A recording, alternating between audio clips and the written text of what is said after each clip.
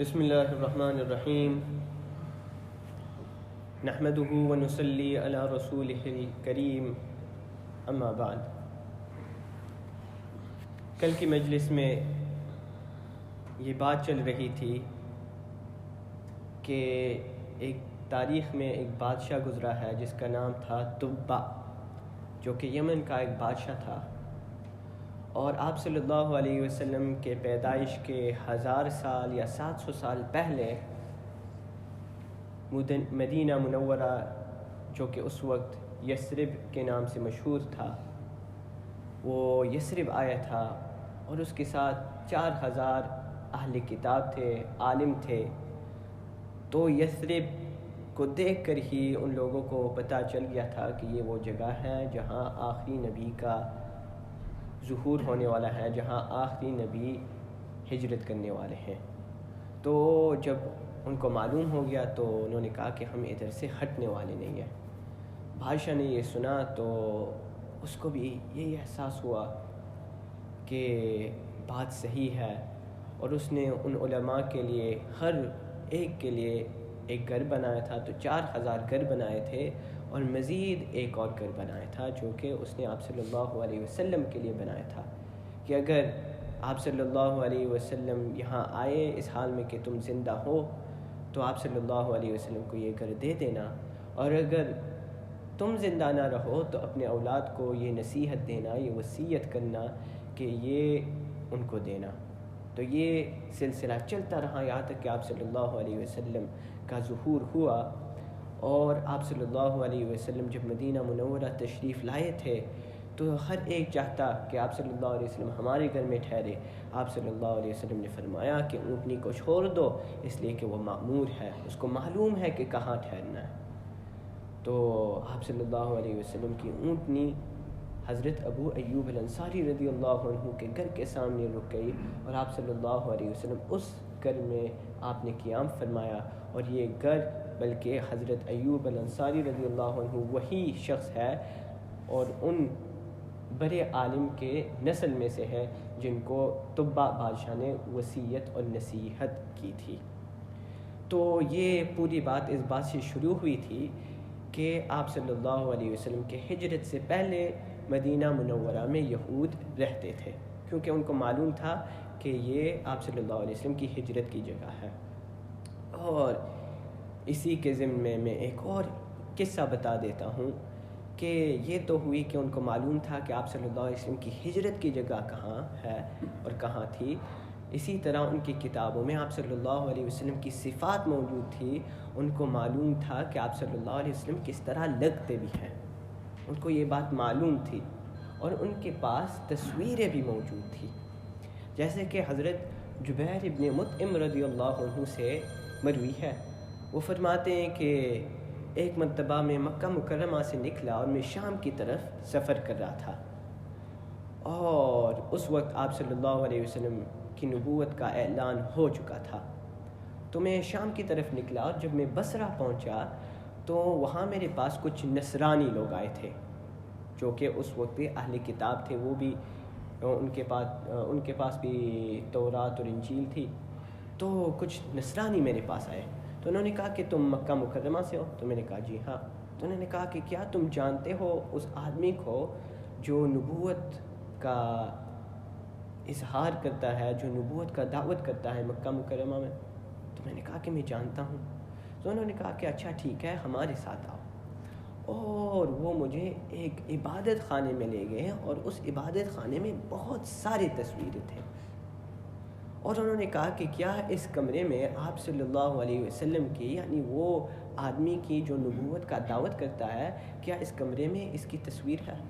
تو میں نے اچھی طرح جانچا، دیکھا تو وہاں آپ صلی اللہ علیہ وسلم کی تصویر موجود نہیں تھی۔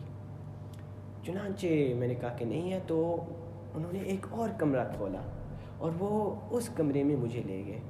تو اب میں دیکھتا ہوں، انہوں نے کہا دوبارہ دیکھیں اس کمرے میں، تو میں نے دیکھا، اور میں نے آپ صلی اللہ علیہ وسلم کے تصویر کو اس کمرے میں پایا، اور آپ صلی اللہ علیہ وسلم کے ساتھ ایک اور آدمی بھی اس تصویر میں تھے، اور میں نے اس آدمی کو دیکھا، اور میں نے اس آدمی کو پہچان لیا، اور وہ آدمی حضرت ابو بکر صدیق رضی اللہ عنہ تھے۔ تو اہل کتاب کے پاس آپ صلی اللہ علیہ وسلم کی تصویر بھی تھی اور حضرت ابو بکر رضی اللہ عنہ کی صدیق بھی تھی۔ تو انہوں نے پوچھا کہ کیا یہ وہی ہے جو دعویٰ کرتا ہے؟ تو میں نے کہا بالکل یہ وہی ہے۔ انہوں نے پوچھا کیا تم پہچانتے ہو اس آدمی کو جو آپ صلی اللہ علیہ وسلم کے ساتھ ہے تصویر میں؟ تو میں نے کہا میں پہچانتا ہوں، یہ تو حضرت ابو بکر ہے۔ تو انہوں نے کہا کہ یہ وہ آدمی ہے جو آپ صلی اللہ علیہ وسلم کے بعد خلیفہ بننے والے ہیں۔ تو صرف یہ بات معلوم نہیں تھی کہ نبی کون ہوں گے، آخری نبی کون ہوں گے، ان کی کتابوں میں اس بات کا بھی ذکر تھا کہ حضرت ابو بکر پہلے خلیفہ بننے والے ہیں۔ اسی طرح ایک اور قصہ ہے کہ حضرت ہشام سے مروی ہے کہ حضرت ابو بکر رضی اللہ عنہ کے خلافت کے زمانے میں حضرت ابو بکر نے ان کو بھیجا تھا بادشاہ ہرقل کو اسلام کی طرف دعوت دینے کے لیے۔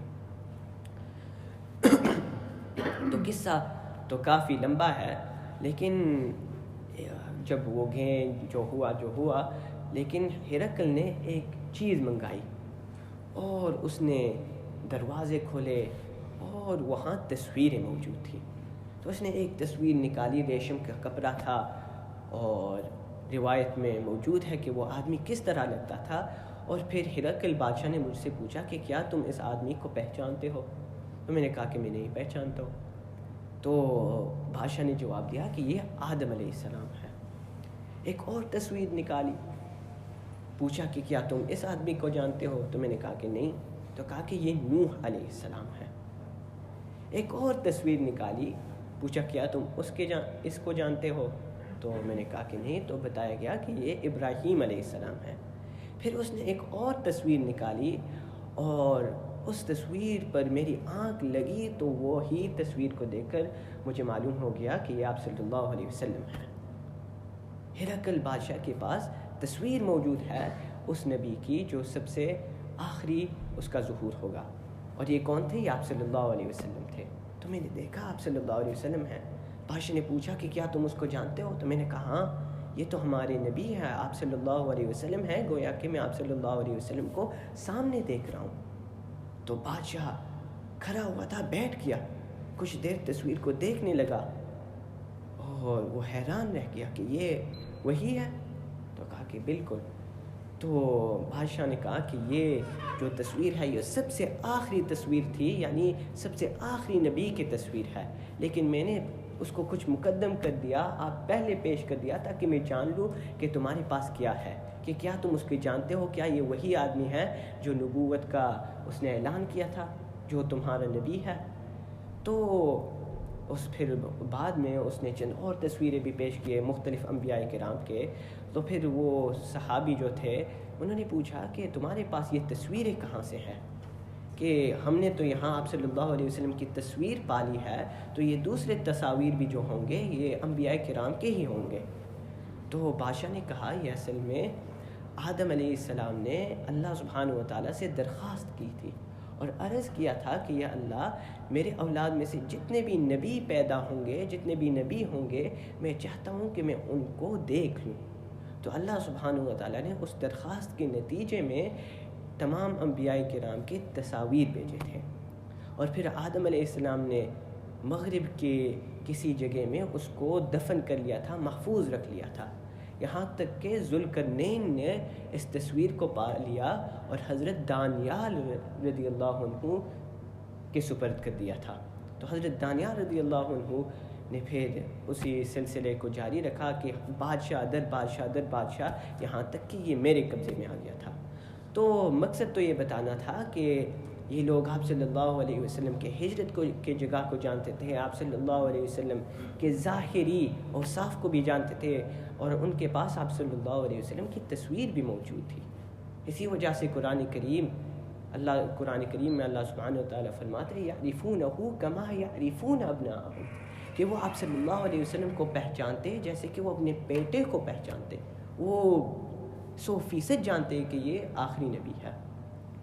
اور دوسری جگہ میں اللہ سبحانہ و تعالیٰ نے ارشاد فرمایا اولم یکن لہم آیۃ ان یعلمہ علماء بنی اسرائیل، کیا ان کے لیے یہ نشانی نہیں ہے کہ بنی اسرائیل کے جو علماء ہیں وہ جانتے ہیں کہ یہ نبی ہے۔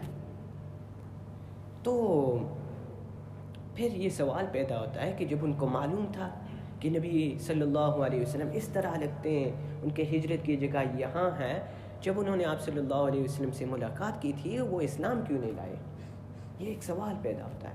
تو اس کا جواب پہلے بھی گزر چکا ہے اور میں دوبارہ بتا دیتا ہوں کہ اس کی وجہ حسد ہے، دشمنی ہے اور بغض ہے کہ آپ صلی اللہ علیہ وسلم کس کے اولاد سے ہیں؟ حضرت اسماعیل علیہ السلام کے اولاد سے ہے، اور جو یہود تھے وہ کس کے اولاد سے ہیں؟ اسحاق علیہ السلام کے اولاد سے اور یعقوب علیہ السلام کے اولاد سے، کیونکہ یعقوب علیہ السلام ان کا ایک دوسرا نام جو ہے وہ ہے اسرائیل۔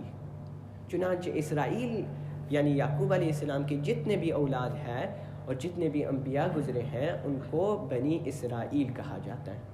تو دستور تو یہی رہا تھا کہ جتنے بھی انبیاء گزرے سب کے سب یعقوب علیہ السلام کے اولاد سے آئے ہیں۔